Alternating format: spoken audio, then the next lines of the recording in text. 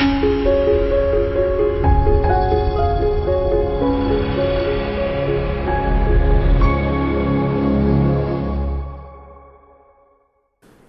is a lot of confusion about what are the requirements to be a pharmaceutical sales rep. So I decided to make this video to clarify that point. The bottom line is that there are only two requirements to be able to be a pharmaceutical sales rep. The first requirement is to have a bachelor's degree.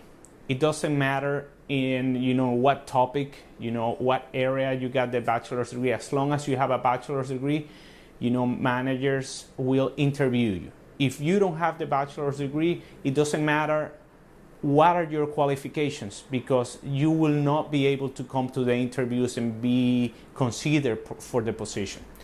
As an example, I have a very good friend of mine who was a pharmaceutical sales rep for Schering-Plough, 10 years of experience, #1 rep in the nation, and in his country, he didn't need a bachelor's degree. All he needed was an associate. When he moved to the US, he tried to come back to the industry. Even with all that experience, pharmaceutical companies will not take him in consideration until he finished his degree. So if you don't have a bachelor's degree, it's going to be really, really difficult to get into pharmaceutical sales. The second requirement is to have sales experience. Once again, it doesn't really have to be in medical sales or pharmaceutical sales. It can be in other areas, but you need some sales experience. You need to be able to prove that you can sell before you come into this industry. This second requirement, there's some room for you to get into pharma without the sales experience. I have met people that have made it. I had friends, colleagues that they were teachers and they came into the industry. They broke into pharmaceuticals. I had some other friends that they were in the military. They have a military background and they got into Pfizer because Pfizer seems to favor people with military background. But I have to say that without the sales experience, it's a lot more difficult, but not impossible. So these colleagues of mine that didn't have sales experience, they had another thing in their hand, which was a strong network. They were friends with pharmaceutical sales rep. They were friends with hiring managers. So, the lack of sales experience was compensated or balanced with the fact that they had a strong network. If you don't have a strong network, I really suggest you to work in your background in sales, get some experience in sales so that can put you in a better position to find a job in pharmaceuticals. Now, the second part is what I call the disqualifying factors, because without the bachelor or the sales experience, it's really difficult to be taken into account or get interviews and all of that. And you can still, if you have those two, you can get to the interviews and all of that. But so the point is,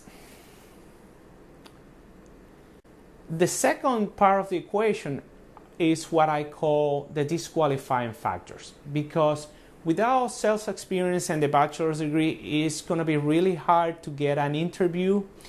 But that doesn't really mean that you can get the job, because if you have one of the disqualifying factors, you can have the bachelor's degree, you can have the experience, but at the end you are not going to be able to work for a pharmaceutical company. So in this second part, I'm going to talk about this disqualifying factors that will prevent you from having a job in pharmaceutical sales. And the number one thing is to have a criminal record. Companies, before they hire you, they're gonna make a very intense background check. And if you have a felony, a criminal history, even though if you make it to the end stages of the process, that is gonna disqualify you for the job. So if that's your case, unfortunately, this is probably not the best job for you. Number two, if you have a history of a DUI in the last 3 to 5 years, that can also be a disqualifying, because remember, companies are gonna give you a company car, they're gonna pay for your insurance, and if you have that in your history, that's something they don't wanna have to deal with. Number three is your credit history. If your credit history is horrible, you may have like a bankruptcy or really bad credit history, that can also disqualify you, because Companies are also going to give you a corporate credit card, and your application can be denied. So imagine if they give you the job and then you cannot do travel and entertainment expenses and all of that. So if that's your case, my recommendation is, if there's a way to fix that and you can start working to fix your credit history, start doing it right now, so when it gets in better shape, you can definitely apply to become a pharmaceutical sales rep. Other than that, you're good to go. So if this the type of job that you would like to have, I'm gonna ask you to get my training videos and put yourself in the best position to find that dream job. Thank you.